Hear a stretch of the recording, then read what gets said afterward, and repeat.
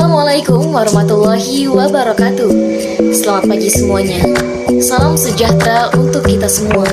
Sebelumnya, saya mengucapkan banyak terima kasih kepada yang terhormat Bapak Widi Harso, MSI, selaku dosen pengampu mata kuliah Manajemen Sumber Daya Insani dan teman-teman sekalian yang saya banggakan. Sebelumnya, perkenalkan kami dari kelompok pertama yang akan memaparkan materi serta mendiskusikan materi mengenai dasar-dasar manajemen sumber daya insani. Sebelum kami memaparkan materi mengenai dasar-dasar manajemen sumber daya insani, perkenalkan kami dari kelompok pertama dan saya Siti Fatimah dengan NIM 630402100053. Yang kedua ada Rahma dan Yasri Fauzia dengan NIM 630402100050. Dan yang terakhir ada Ahmad Fauzi dengan NIM 630402100075. Baik, mari kita mulai saja pemaparan materi yang pertama dan akan disampaikan oleh Ahmad Fauzi. Baik, Assalamualaikum warahmatullahi wabarakatuh. Saya Ahmad Fauzi dengan NIM 075. Sebagai pemateri utama, saya akan menyampaikan materi tentang pengertian manajemen sumber daya insani dalam Islam. Manajemen sumber daya insani merujuk pada suatu sistem yang bertujuan untuk mempengaruhi sikap, perilaku, dan kinerja karyawan agar mampu memberikan kontribusi yang optimal dalam mencapai sasaran dan tujuan perusahaan. Definisi sumber daya insani menurut Rifai adalah seseorang yang siap, mau, dan mampu memberi sumbangan usaha untuk mencapai tujuan organisasi.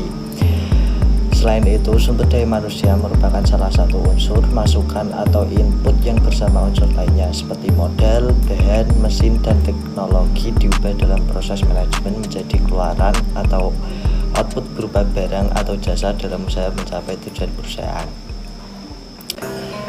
Dan yang selanjutnya yaitu ada perkembangan sumber daya insani. Aktivitas mengelola sumber daya insani atau human resource management sudah ada sejak masa pra-industri. Pada masa itu, kota-kota di Eropa berkembang menjadi pusat kerajinan dan perdagangan atau home industry. Manajemen sumber daya insani mengalami perkembangan seiring dengan perubahan industri memasuki abad ke-21 atau yang lebih dikenal dengan era globalisasi, memberikan tantangan bagi human resource management untuk mengelola SDI yang semakin beragam, baik dari tingkat pendidikan, pengetahuan, pengalaman, keterampilan, dan motivasi. Globalisasi ini juga memberikan kebebasan dalam berusaha, berpendapat, dan bersaing sehingga keberadaan manajemen sumber daya insani sangatlah penting bagi perusahaan dalam mengelola sumber daya insani, sehingga sumber daya insani dapat melakukan tugas dan kewajibannya secara produktif, efektif, dan juga efisien guna mencapai tujuan perusahaan. Departemen yang mengurus para buruh ini merupakan kelanjutan dari komitmen sebelumnya untuk mengawasi upah, keselamatan, jam kerja, dan juga isu-isu yang terkait. Tantangan manajemen sumber daya insani. Tantangan yang harus dihadapi dengan semakin berkembangnya manajemen sumber daya insani dapat dibedakan menjadi 3 kelompok berdasarkan sumber tantangannya. Yang pertama adalah tantangan yang bersumber dari organisasi, yang kedua adalah tantangan yang bersumber dari tenaga kerja, dan yang ketiga adalah tantangan yang bersumber dari masyarakat. Bagi suatu organisasi, tenaga kerja yang tergabung membentuk suatu kekuatan kerja merupakan aset yang harus digunakan secara efektif dan efisien untuk mencapai tujuan organisasi. Tantangan sumber daya insani berkembang sesuai dengan kebutuhan organisasi dan kompleksitas teknologi yang digunakan dalam organisasi tersebut. Inti dari berbagai perubahan dalam organisasi tersebut pada dasarnya adalah perubahan pada tingkat produktivitas organisasi yang selalu diupayakan untuk selalu meningkat. Yang kedua adalah ruang lingkup manajemen sumber daya insani. Fungsi manajemen dari manajemen sumber daya insani meliputi yang pertama adalah planning atau perencanaan. Fungsi perencanaan sumber daya insani terutama adalah untuk membantu pemimpin perusahaan mengetahui informasi yang lengkap dan mendapatkan nasihat atau saran-saran yang berkaitan dengan pegawai. Yang kedua adalah organizing atau pengorganisasian. Manajer sumber daya insani harus merancang suatu organisasi yang berisi hubungan antara pekerjaan, jabatan, personal, dan faktor-faktor fisik serta membentuk organisasi yang kemudian membaginya ke dalam unit-unit yang sesuai dengan fungsi yang berbeda-beda pada unit-unit organisasi, tetapi mempunyai tujuan yang sama. Yang ketiga, directing atau pengarahan, yakni memberi petunjuk atau mengajak para pegawai agar mereka secara sadar mau melaksanakan pekerjaannya sesuai dengan yang ditentukan oleh perusahaan. Pengarahan yang dimaksud agar pegawai giat bekerja secara sukarela tanpa merasa dirinya dipaksa dan mau bekerja sama dengan pegawai lainnya dalam perusahaan. Dan yang keempat adalah controlling, pengendalian, yakni melihat, mengamati, dan menilai tindakan atau pekerjaan pegawai apakah mereka benar-benar melaksanakan pekerjaan sesuai dengan hasil atau target yang direncanakan. Baik, saya akan melanjutkan memaparkan materi mengenai fenomena manajemen sumber daya insani. Fenomena yang terjadi pada saat ini mengenai sumber daya insani yaitu perkembangan terbaru memandang sumber daya insani bukan sebagai sumber daya belaka, melainkan lebih berupa modal atau aset bagi institusi ataupun organisasi. Manajemen sumber daya insani juga dapat digunakan sebagai investasi atau aset dalam sebuah organisasi. Dalam sumber daya insani sendiri, pengembangan dan pengelolaan karir pada karyawan dapat dilatih melalui pelatihan yang diadakan dalam sebuah organisasi. Adapun poin-poin mengenai fenomena manajemen sumber daya insani yaitu perkembangan terbaru memandang sumber daya manajemen bukan sebagai sumber daya belaka, melainkan lebih berupa modal atau aset bagi institusi ataupun organisasi. Selanjutnya, saat ini sumber daya manajemen dilihat bukan sekedar sebagai aset utama, tetapi aset yang bernilai dan dapat dilipat gandakan, kemudian dapat dikembangkan. Sumber daya manajemen juga dapat digunakan sebagai investasi atau aset dalam suatu organisasi. Akan tetapi, saat ini banyak karyawan dalam suatu perusahaan ataupun organisasi yang anggotanya dalam suatu organisasi tidak mengelola sumber daya manajemen yang mereka miliki dengan baik dan maksimal.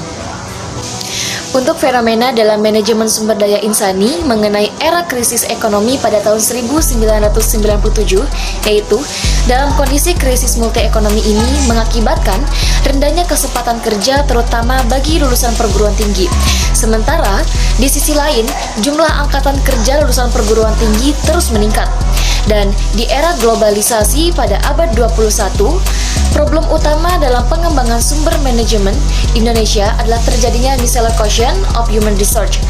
Masih nampak ketimpangan pengembangan sumber daya manajemen Indonesia yang terlihat antara satu daerah atau provinsi dengan daerah atau provinsi lainnya. Untuk materi yang terakhir adalah paradigma manajemen sumber daya insani.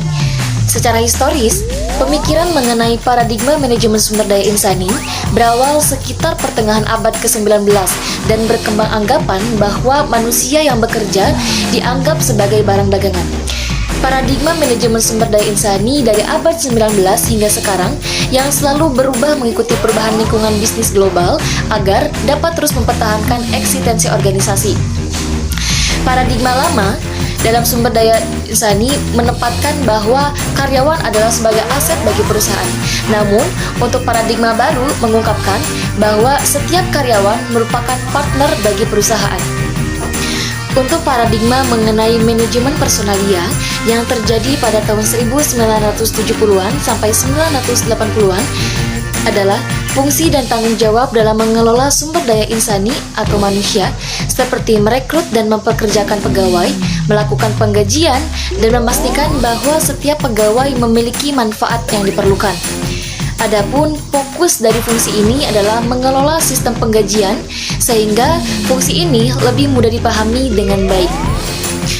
Human Resource Management yang terjadi sekitar tahun 1980 sampai 1990 yang mana itu semua fokus utama dalam konsep ini adalah mendeployment sistem untuk mendukung yang mencakup sistem rekrutmen dan menetapkan persyaratan kerja, mengembangkan sistem kompensasi menyeluruh dan terpadu, serta mengembangkan sistem manajemen pelatihan dan pengembangan karir para pekerja. Selanjutnya, unit sumber daya manusia atau insan kini lebih berfungsi menjadi mitra bisnis atau partner dalam sebuah organisasi. Dan yang terakhir yaitu Human Capital Management yang terjadi sekitar tahun 1990 sampai saat ini. Yang mana Human Capital Management itu berfokus pada penambahan dan menciptakan value untuk pengembangan manusia dan lebih mengedepankan pentingnya pengambilan data, analisis, dan penyajian data guna mendapatkan arahan jelas untuk mengambil sebuah tindakan ataupun keputusan. Kesimpulan dari materi ini adalah, pada dasarnya, setiap organisasi tidak akan lepas dari keberadaan sumber daya insani yang dapat membantu melaksanakan serangkaian aktivitas dalam pencapaian tujuan organisasi. Untuk itu, diperlukan pula peran aktif manajer memahami dan mengelola orang-orang yang ada dalam organisasi. Pengelolaan sumber daya insani sendiri harus dilakukan secara efektif dan efisien. Manajemen sumber daya insani tidak saja mengandalkan pada fungsi manajemen secara perencanaan, pengorganisasian, pengarahan, ataupun pengandalian. Namun, pada implementasinya, mengandalkan pada fungsi operasional manajemen sumber daya manusia seperti rekrutmen, seleksi, penilaian prestasi, pelatihan, dan pengembangan, serta praktek pemberian kompensasi. Itu saja pemaparan materi dari kami mengenai dasar-dasar manajemen sumber daya insani. Kami memohon maaf apabila ada kesalahan ataupun kekeliruan dalam menyampaikan materi karena kami semua masih dalam tahap pembelajaran. Sekian dari kami. Wassalamualaikum warahmatullahi wabarakatuh.